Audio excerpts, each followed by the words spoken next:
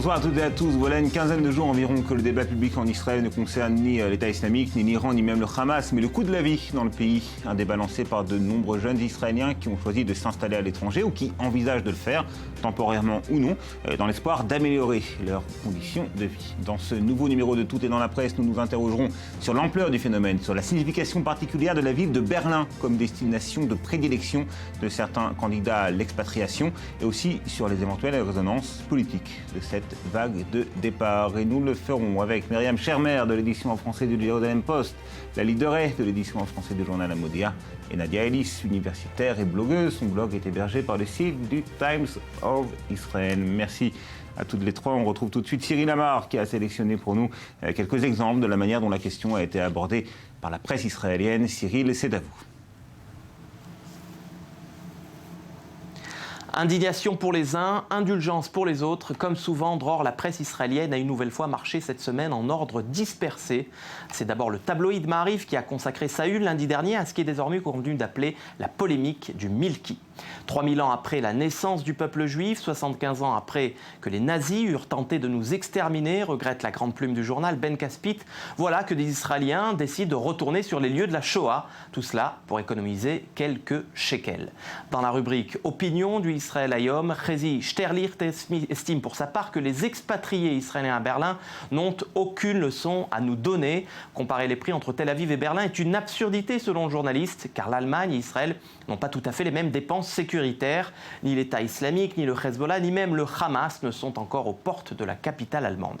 Et puis, Noar Kliger, ce journaliste israélien rescapé de la Shoah, regrette de son côté qu'à l'heure où les nouveaux Berlinois achetaient leur dessert lacté préféré à moindre coût, eh bien, 68 de leurs concitoyens payaient cet été de leur vie pour défendre l'État juif. Des arguments populistes, selon le journal de gauche Haaretz, car si des Israéliens quittent Israël, ce n'est pas à cause du prix du Milki, non, mais à cause de la culture politique qu'ont fait émerger les différents gouvernements de droite sur les ruines des accords d'Oslo, un panachage de racisme, de repli identitaire et de mépris de l'état de droit. Berlin est sans doute une ville charmante, écrit Ravit Hert. Le seul problème, c'est qu'elle nous prive des forces vives dont nous avons tant besoin ici en Israël pour changer les choses. Dans les colonnes du même quotidien, un journaliste israélien expatrié en Allemagne estime de son côté que la controverse est biaisée. Pensez-vous vraiment que c'est pour un chariot meilleur marché que des Israéliens sont prêts à affronter les tourmentes de l'émigration, le froid glacial de l'Europe du Nord ou encore la terrible pénurie de soleil? Non, assène Boaz Arad, ce qui attire les Israéliens à Berlin avant tout, c'est la gratuité de l'enseignement, la sécurité sociale, les transports publics, un congé maternité décent, 2 jours de repos hebdomadaires ou encore l'accessibilité du logement. Merci beaucoup Cyril. Et j'ajoute à cette petite revue de la presse de Cyril Amar, c'est cette phrase écrite, ou plutôt prononcée par Eldad Beck, journaliste du Yedot Achronot et correspondant de ce journal à Berlin précisément. Les exilés de Berlin, ont-ils dit, ne sont qu'une minorité bruyante qui est parvenue à monopoliser le discours médiatique. Alors Nadia, est-ce que véritablement on a un phénomène de grossissement médiatique de quelques cas individuels ? Il est vraisemblable qu'il y ait un phénomène de grossissement médiatique. On ne peut pas le savoir exactement, de la même manière où on ne peut pas savoir exactement quelle est la dimension de ce phénomène d'émigration d'Israël, étant donné qu'il n'y a pas de chiffre officiel de l'État d'Israël. Et également, ceux qu'on considère des Israéliens qui décident de partir à l'étranger, c'est une catégorie qui inclut beaucoup de gens différents, c'est-à-dire même des Israéliens, des enfants d'Israéliens, de citoyens israéliens nés à l'étranger seraient considérés comme des Israéliens immigrés, ou bien des étrangers qui auraient fait leur alia, donc qui auraient pris la nationalité israélienne et qui auraient quitté Israël au bout d'un certain temps. Ça aussi, ce serait un émigré. Donc on ne peut pas vraiment savoir de qui il s'agit. Est-ce que vous avez l'impression, Myriam, qu'après un été monopolisé par la guerre, par l'opération bordure protectrice dans la bande de Gaza, et bien les médias n'ayant rien véritablement à se mettre sous la dent et n'ayant rien pour attirer leur public, et bien on choisit encore une fois de grossir un épiphénomène. Mais c'est vrai pour tout dans les médias. C'est quand même rare que des vrais événements fassent la une. On est tous les jours confrontés à cette chose-là. Donc c'est pas un vrai événement. C'est un phénomène qui a eu lieu sur Facebook, qui a fait beaucoup de bruit. Donc la presse s'en est fait l'écho. Je pense que oui, le débat Berlin, c'est pas nouveau. Ça fait un petit moment que ça dure. Et pourquoi elle rejaillit maintenant ? Parce que c'est toujours un petit peu comme ça. En Israël, quand on en a assez du débat sécuritaire, on va revenir sur le débat économique. C'est quand même votre avis, Léa ? Ouais, complètement. D'abord, c'est sûr que c'est un épiphénomène pour moi, ça ne fait aucun doute. Et puis, encore une fois, ça a été repris, je pense, par la presse parce qu'il y a derrière tout cela une volonté politique, c'est-à-dire c'est un débat politique. Ce dont Cyril parlait, que ça a été repris, ce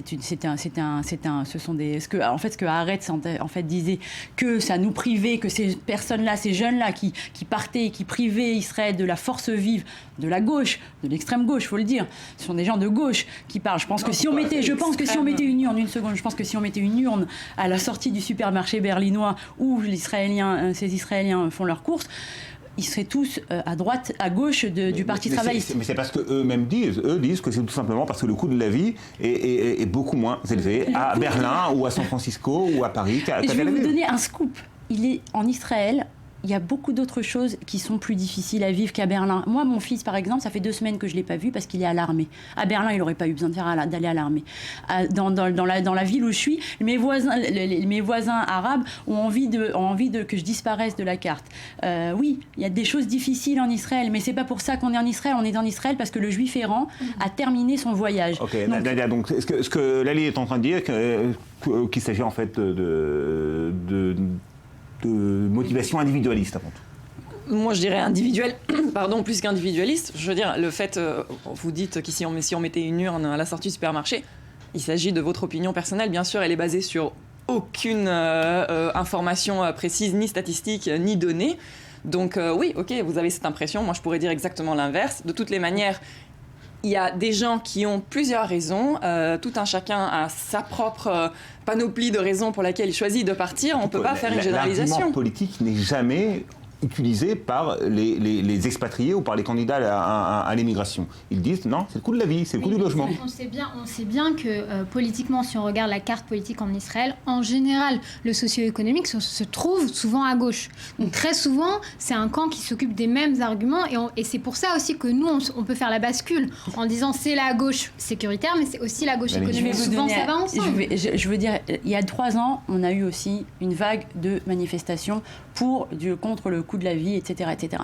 Le seul problème avec cette vague de manifestations, c'est qu'elle était entièrement dirigée. Elle n'était pas dirigée pour briser les monopoles qui sont l'héritage de plusieurs décennies de socialisme, bolchevisme, qui ont sévi en Israël. Une seconde. Je voudrais terminer mon argument une seconde. Elle n'était pas centralisée pour briser les monopoles et mettre un terme à la centralisation de l'économie israélienne dans les mains de cartels. Elle était là pour faire tomber le gouvernement. Ce que Daphne Leaf, la leader de ce mouvement, voulait, c'était faire tomber le gouvernement Netanyahou. Si cette vague de manifestations avait été centrale... On parle d'une fille de 20 ans, la théorie du complot maintenant, vraiment... Non, aucun rapport. Ça n'a rien à voir, je ne parle pas du tout. Les manifestations, c'est difficile de vivre en Israël aujourd'hui, c'est un fait. Le coût de la vie est très cher, c'est un fait.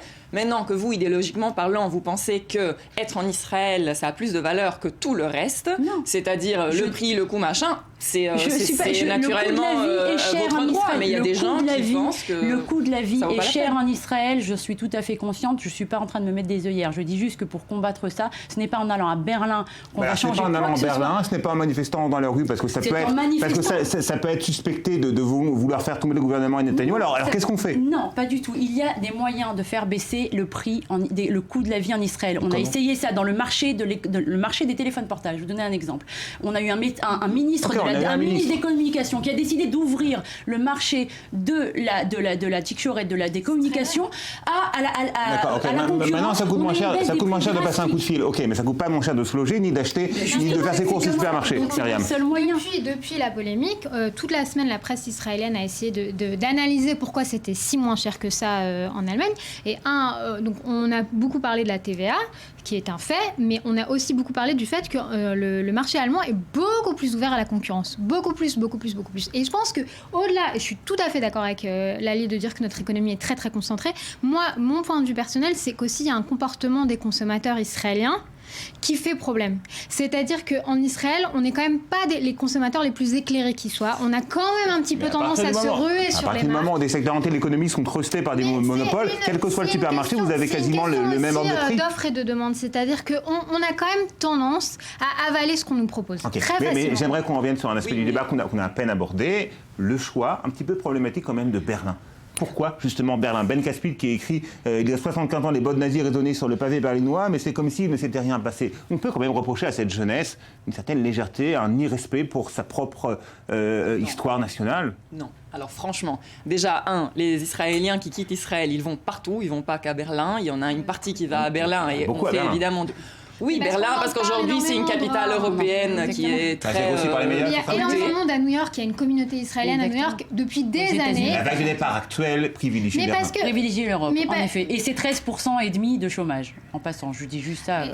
En passant, il y a 13% et demi de chômage à Berlin. Donc c'est pas les Israéliens qui sont au chômage. Regardez ce petit sondage qui a été fait sur les destinations prisées par les Israéliens qui envisagent de s'expatrier. Alors les États-Unis, c'est pas une surprise, 73%, Grande-Bretagne 61%, Allemagne 45% quand même des Israéliens qui veulent quitter le pays envisagent l'Allemagne. L'Allemagne, c'est pas innocent, c'est pas un choix comme un autre. Non, alors moi pour le coup, au risque de choquer, c'est pas ça qui me dérange le plus, le fait que ce soit Berlin, l'ancienne capitale du nazisme, c'est pas ça qui me choque dans le sens où on a beaucoup de points communs culturels aujourd'hui avec Berlin, c'est un fait. Il y a beaucoup de gens qui disent que Berlin c'est le Tel Aviv de l'Europe, etc. Je pense que ces jeunes qui partent, ils cherchent un certain état d'esprit, ils cherchent des structures artistiques, ils cherchent C'est la bohème en fait, oui, la bohème israélienne, tel-avivienne qui... Je pense que s'il y avait une bohème à Prague, et d'ailleurs il y en a une, et il y a une communauté israélienne à Prague, je pense pas que ce soit Je suis d'accord avec Myriam, mais en plus de ça, je rajouterais qu'on dirait que les jeunes font exprès de choisir Berlin pour faire, pour en fait insulter, insulter la mémoire. Alors c'est absurde évidemment, ils ne choisissent pas Berlin pour insulter la mémoire de la Shoah ou pour faire d'Afka comme on dit. Ils font peu de cas de cette mémoire. Non, mais je pense qu'il y a on peut pas aujourd'hui Israël et l'Allemagne sont dans des relations qui sont excellentes. Évidemment, l'Allemagne, je pense, elle est consciente de son passé et de ses crimes, mais on peut pas continuer à vitam aeternam. C'est la plus belle victoire. C'est la plus belle victoire que nous, Israéliens, on soit capable aujourd'hui d'avoir la confiance et le bien-être nécessaire pour dire voilà, Berlin, c'est une ville comme une autre et je choisis de m'y installer si j'ai envie. Ça manifeste quand même une certaine déconnexion de son identité nationale. De choisir justement. Son identité nationale. Regardez cette caricature. On est en pleine fête de Soukhot et 2 Israéliens expatriés à Berlin, on le voit, qui construisent une souka, donc la traditionnelle cabane de la fête des cabanes. Et cette dame qui dit à sa sœur au téléphone, eh bien, ou à son amie, et qui l'appelle ma sœur, eh bien, tu sais que même les Soukhot à Berlin coûtent moins cher qu'à Tel Aviv. Voilà. On revient sur cet aspect politique. Lali considère qu'il y a des motivations politiques, idéologiques. Ça fait maintenant des années que la droite est au pouvoir en Israël. Apparemment, elle y est encore pour encore pas mal de temps. Elle se droitise, elle se radicalise. Est-ce que vous ne comprenez pas, Lali, même si vous êtes, vous, une femme de droite, que pour des jeunes Israéliens qui ont des valeurs qui ne sont pas les vôtres et qui se considèrent de plus en plus minoritaires au sein de leur propre pays, eh bien, la tentation de l'exil n'est pas quelque chose de naturel. Non, je trouve ça dommage qu'ils aient renoncé au débat démocratique. Je trouve dommage qu'ils aient choisi la fuite au lieu de se. Ça vous arrange pas qu'il y ait moins d'électeurs pour le Meretz ? Franchement, vraiment, en toute honnêteté, je serais très triste qu'il n'y ait pas de voir la gauche se réduire de plus en plus à une peau de chagrin. Non au post-sionisme, ça. Non. Oui, d'accord, mais j'en suis navrée. Je trouve ça dommage que ces gens-là ont décidé de fuir et d'abandonner la possibilité qui leur est donnée dans le cadre de la démocratie israélienne.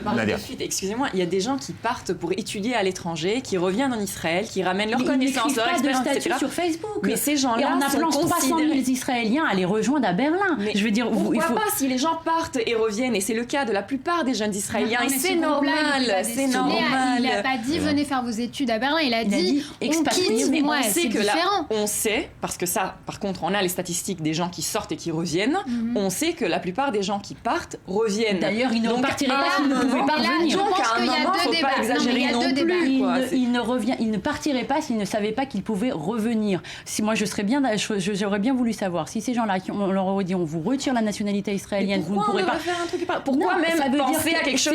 Pourquoi il faut qu'on se considère toujours un État différent des autres? Nous sommes un État. Il y a des gens qui immigrent, il y a des gens qui immigrent, Parce que c'est je tout pense à fait normal. Parce que pour moi, ça se passe dans tout pays. Parce que pourquoi pour moi, leur ce sont des- retirer la nationalité? C'est Non, quand même je ne pense incroyable. pas. Je ne veux pas leur... Encore une fois, j'ai pas dit que je voulais leur retirer la nationalité. Même Je la dis que pensée. je pense que ce sont des enfants gâtés qui ont besoin. Des enfants gâtés. Oui, je pense que ce sont des souvent enfants des gâtés. gens qui ont servi dans l'armée, dans des unités combattantes, qui payent leurs impôts, qui donnent beaucoup à un État et ils considèrent qu'ils ne reçoivent que très peu de ce même État. Moi, ce que je voudrais dire Non à la Ouais, pourquoi des enfants gâtés? Enfin, j'aimerais qu'on Non, mais réagisse. justement, moi, Myriam, je voudrais sur cette intervenir là-dessus, expression. parce que justement, sur la question de est-ce que c'est du post-sionisme ou pas, je pense que le sionisme, il faut quand même le Très dire, rapidement. il y a beaucoup de courants dans le sionisme. Et un des courants majoritaires du sionisme, dont ma famille est issue par exemple, c'est le sionisme socialiste. Donc, C'est-à-dire merci. proposer Myriam, des conditions.